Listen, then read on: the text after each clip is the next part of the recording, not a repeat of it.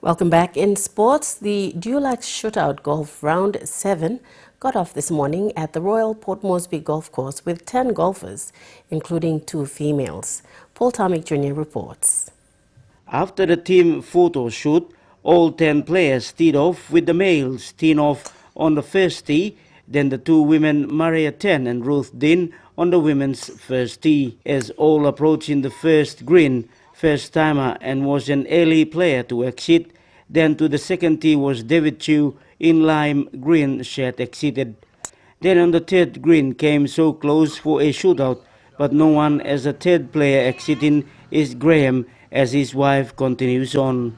On the fourth green, Max 10 had to be exited despite his wife Maria 10 was the next on the fifth green against David, which was the first shootout took place after none of a shootout took place. With the number of players exiting in the Dulux shootout again on the sixth green, it was 3 players went on the second shootout as Ruth Dean and Tay survived Nanadai Asigao and Junior Tara. The 1998 club medal winner, Nanadai Asigao, had his drive to the 7th green did not allow him to continue as he was the next player to exit, with 3 now remains with 2 male and only female, Ruth Dean. The trio came off the 8th tee well towards the 8th green as Junior Tara had a par twice, then Tay got a birdie. Likewise, Ruth Dean and Junior Tara had to exit on the 8th green. Both Ruth Dean and Tay continued towards the last 9th green, which Ruth just landed her ball on the side of the green, and Tay got his birdie to win the round 7 of the Dulux shootout, and Ruth was the runner-up. I'm very happy for that. That's my first game in the year. Then this is my first time.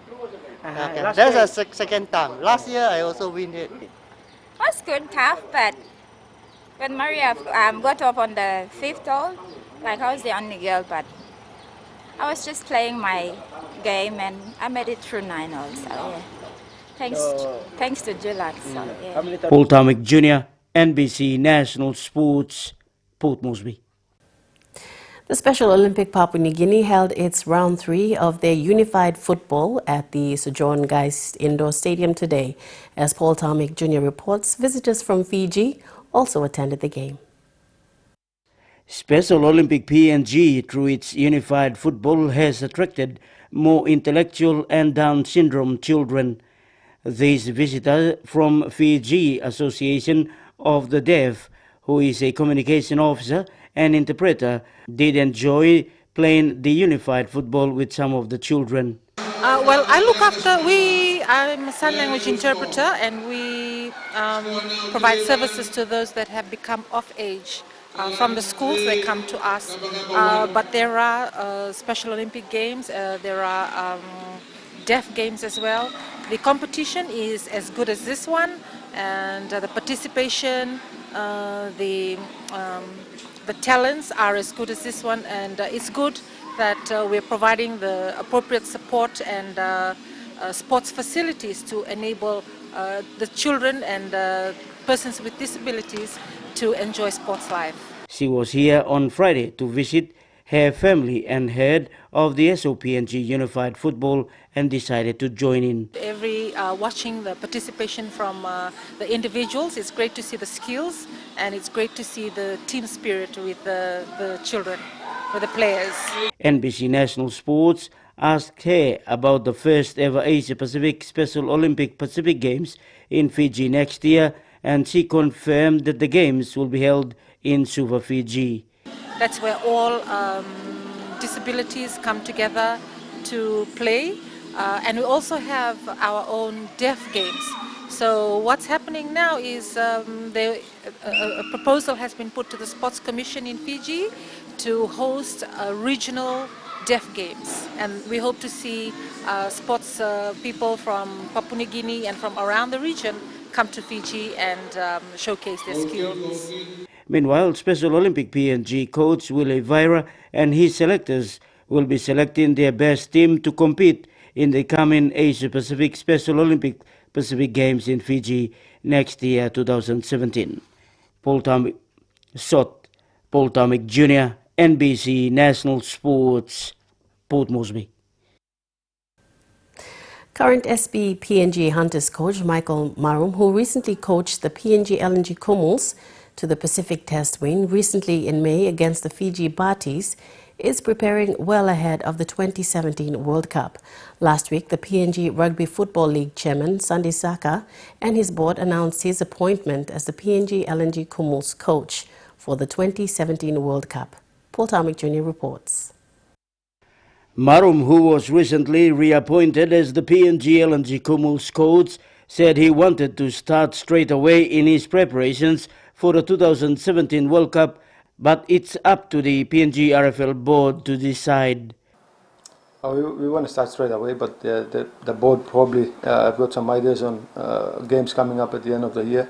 Okay, we're not looking at 2017, we're looking at end of this year and what players we got this year preparing for 2017. So we want to do a lot of work and see a lot of players in camps and stuff like that. But again, that's all up to the board and the management to sort out. But he is set to go back with his coaching staff and work out their schedules. But I think for me, most important thing is for me to get back to my coaching staff now and see if we can work out our schedules and stuff like that, that we can go around and monitor players and work with the selectors and everyone else in the game. He will be keeping all the former Kumuls who were with him at the Fiji Batis and Kumuls Test match in Sydney, as they have done well. He said they will look at players at their form and interest Super Cup, New South Wales Cup and other competitions like in England at the lower competition. Yeah, we got those players in England playing lower competition. Israel, Dionaya, Jesse Joe, Makali, all those boys there. But again, we're looking at our best players playing in top competition. So, okay, so we made it. We won the game last year because against Fiji because we had all those boys competing at that level, and they knew each other's game. So, but again, okay, that's one thing we have to sort out with the selectors. But okay, I'll be pushing for players that playing at higher competitions here. Paul Tomic Jr., NBC National Sports, Port Moresby. To some NRL now. The Gold Coast Titans expect Jared Haynes' presence will help them draw their biggest home crowd of the year this weekend. Sales have spiked since the announcement that the club's new signing is expected to take to the field for this afternoon's game against the Warriors. Titans CEO Graham Annesley says he's hopeful of smashing this season's crowd record of 20,000 fans. Still on NRL, Melbourne has taken top spot on the NRL ladder courtesy of a thrilling Golden Point win over South Sydney.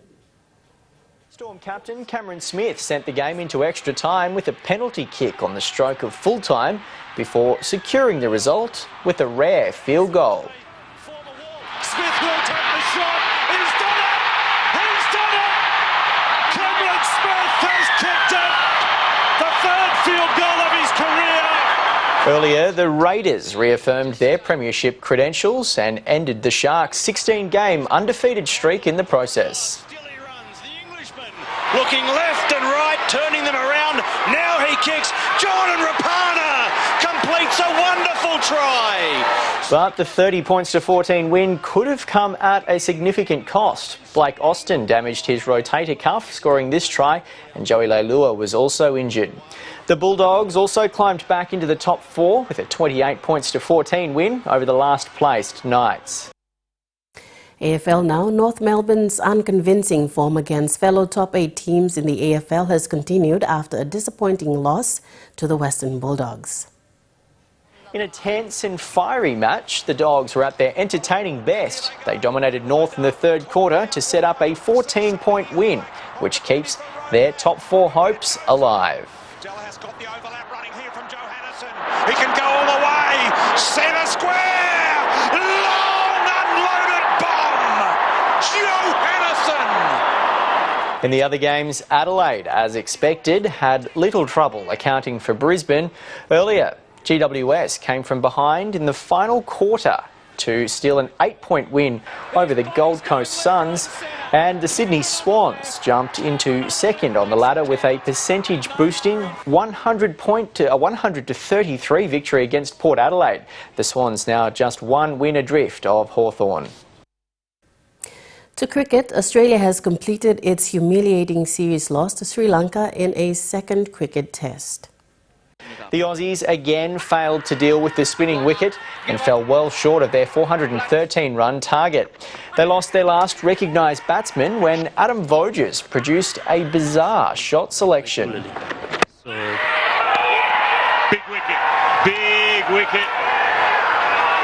Pereira and Adam Voges, that reverse sweep that he's attempted has failed him this time.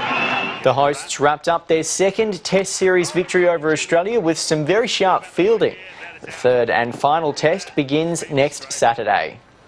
The guys are a bit down at the moment, and fair enough too. It's been a tough series so far.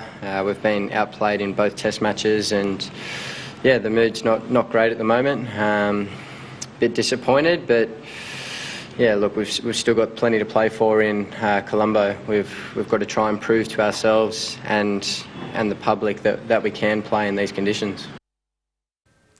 Still hopeful. That loss by the Aussies there ends up sports for tonight. It's over to you, Jerry. Thank you, Evelyn. A lot in store in sports, and we'll return after the break with the full details of the weather.